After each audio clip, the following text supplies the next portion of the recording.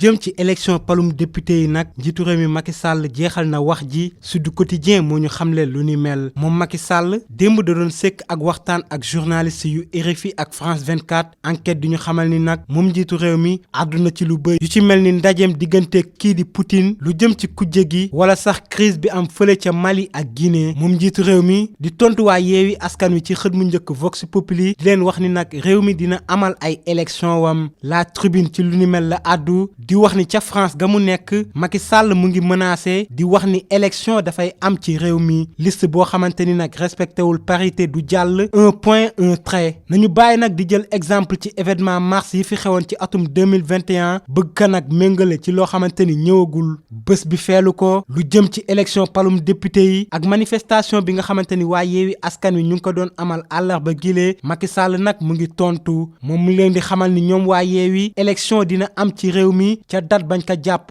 loi bi nag metti na waaye nag loi moo mel noonu Cheikh Bara Dolly Mbacké moom nag jamono jile mu nga ca nungu siin ñu koy toppee kàddu yu ñàkk a worma yoo xamante ni yëkkati woon na ko àllarba gële ñu génn jëmle ko ci njiitu réew mi moom nag démb déglu bi nga xamante ni way l'enquêteur yi doon nañ ko defal tolloon na ci juróomi waxtu kii di procureur bi sax moom nag dugg na ci mbir mi ba tey jile la nar a déglu kii di Bara Dolly L'Obs tamit ci loolu la àddu di wax ni article 80 moo dal ci kaw kii di Cheikh Abdou Bara Dolly ndax moom Cheikh Abdou Bara Dolly nag dañ koy toppee yëkkati ay kàddu yu ñàkk a teggin jëmale ko ci njiitu réew mi wala sax wax ay xibaar yoo xamante ni du dëgg moom nag bi ko l'enquêteur yi doon déglu démb wan ko ci vidéo bi nga xamante ni ci la yëkkatee kàddu yi lee moom député bi nag dellu ci ginnaaw L'Obs tamit ñëw ci ab mbir moo xamante ni moo xew fële ca kaso bu Mbuur benn papa ak doomam ñoom ñi nga xamante ni nag ca biir kaso ba lañ doon xeexee ci ab mbirum téléphone waa ji nga xamante ni nag moo doon agressé benn soxna fële ca Maris moom nag daanaka yàgg na def mbir yu ni mel moom mi nga xamante ni mu ngi wuyoo ci turu Y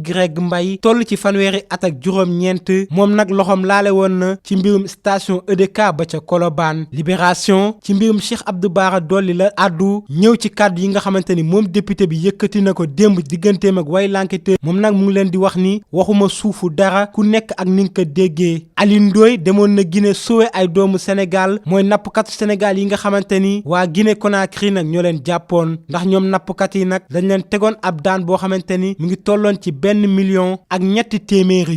gannaaw ba ñu amalee seen manifestation bu rëy àllarba gële ñu génn waaye Yewwi Askan Wi nag nee nañ dañuy wàccaat ci mbedd mi fukki fan ak juróom-ñaar ci weer wi ñu nekk ñoom nag am ndaje bu raw bi nga xamante ni moom la ñu amaloon àllarba gi la ñu bëgg amalaat ñoom waa Yewwi nag ci la Le Vrai Journal daal di addu ak ñaar ñi nga xamante ni jamono jile ñoo ci gën a fës muy Sonko ak Barthélémy Diaz ñoom ñaar nag la tuddee phénomène ku jégi ca Linguère nag ay njéeréer yu bëri ñoo wàcc ci ab toolu gommier ya ba tax na jamono jile nag sonal na ñooñu di baykat yi moom journal bi tamit sekk ak waxtaan ki nga xamante ni mooy tàggat gayndey di Aliou Cissé moom Aliou Cissé nag di fàttali ko ab benn anecdote nee na dafa am bis muy dem Ziguinchor wàcc ci ab benn station ngir sol essence foofu ca Kaolack ay ndaw nag dab ko ni ko Aliou Cissé bul wooti Saliou Ciss ci équipe nationale ki nga xamante ni mu ngi def lu mucc ayib ci équipe nationale bi di Sadio Mané moom nag def na ab saison bu rëy ci atum 2021 ak atum 2022 stade duñu xam le ni lu toll ci juróom-benn fukk ak juróom-ñaari match